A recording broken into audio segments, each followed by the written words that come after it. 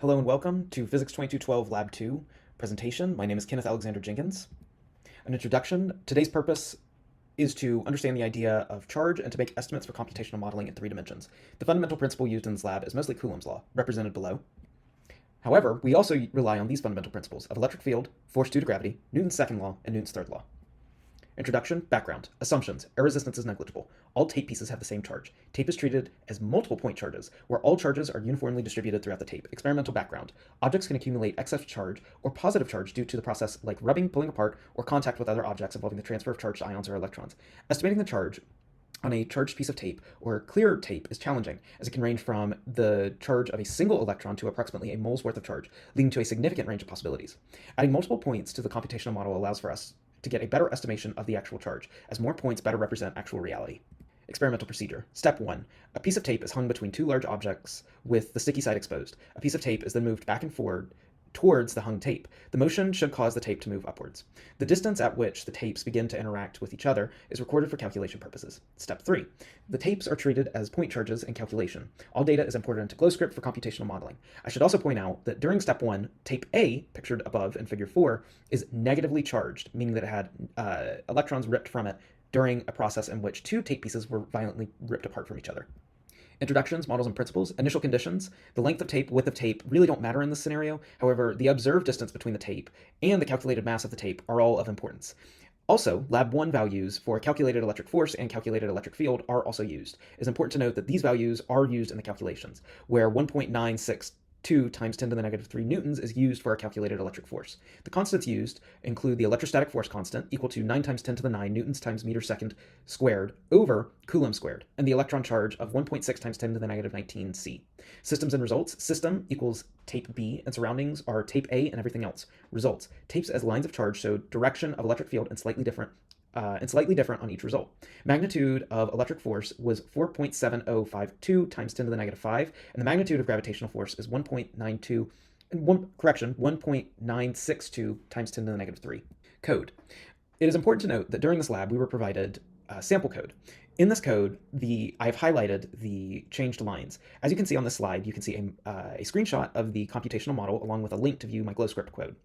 It is important to note that I added the values from the previous calculated lines and created the electric field function. In the starter code, this main function for the line charge is given in the starter code. However, it is important to note that the lines shown on line 80 and 81 were tweaked, with vector calculations, access, and end value all being changed. On this slide, you can see that I've changed the scale on multiple lines, including on line 98 and 107. I also edited the calculations to properly show the electric field and edited the access to increase the arrow scale for better visibility in the computational model. What if and why questions? What if you had modeled each of your charges of tape as a single point charge like you did in the previous lab? Compare the estimated value of the charge you get when using the experimental data to produce a point charge model to the value you got with your line charge model. If the tape was modeled like in the previous lab with just one point charge, the computational model would have a larger margin of error. In the previous lab, the calculated magnitude of electric force was approximated to be 1.96 times 10 to the negative 3 newtons, while in this lab with multiple point charges, it was estimated to be about 4.7 times 10 to the negative 5 newtons. This also allows us to account for the fact that all point charges were directed in slightly different directions, leading to this fairly large discrepancy with results. Why do these estimates differ? Which value is more likely to be closer to the real value, and why? Modeling tapes as line charges allows for us to approximate our calculations and observations in a way that better represents reality. This also allows us to better estimate the value of charge on electric tape. As a result, this lab probably better estimates the value of electric charge compared to the previous lab. It is also important to note that, as mentioned above, all point charges had slightly different direction. This is what accounts for the large difference in values of approximated in Lab 1 and Lab 2.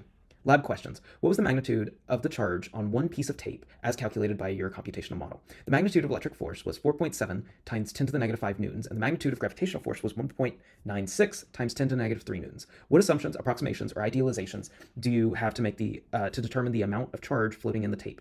As mentioned before, we ignored air resistance on a moving object, but did not use line number 2.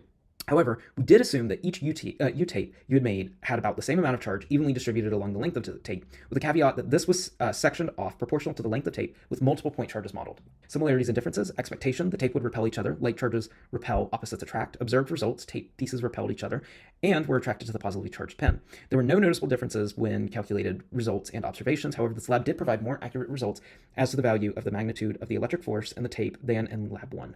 Conclusion. Possible sources of error include air resistance or air conditioning causing effects on the tape, discharging due to contact with hands, excessive humidity in the atmosphere. Conclusion. Magnitude of electric force was 4.74428 times 10 to the negative 5 newtons. Magnitude of gravitational force was 1.962 times 10 to the negative 3 newtons. Measuring the tape as a series of point charges allows us to show that each point has slightly different direction and allows for more accurate approximation of charge values.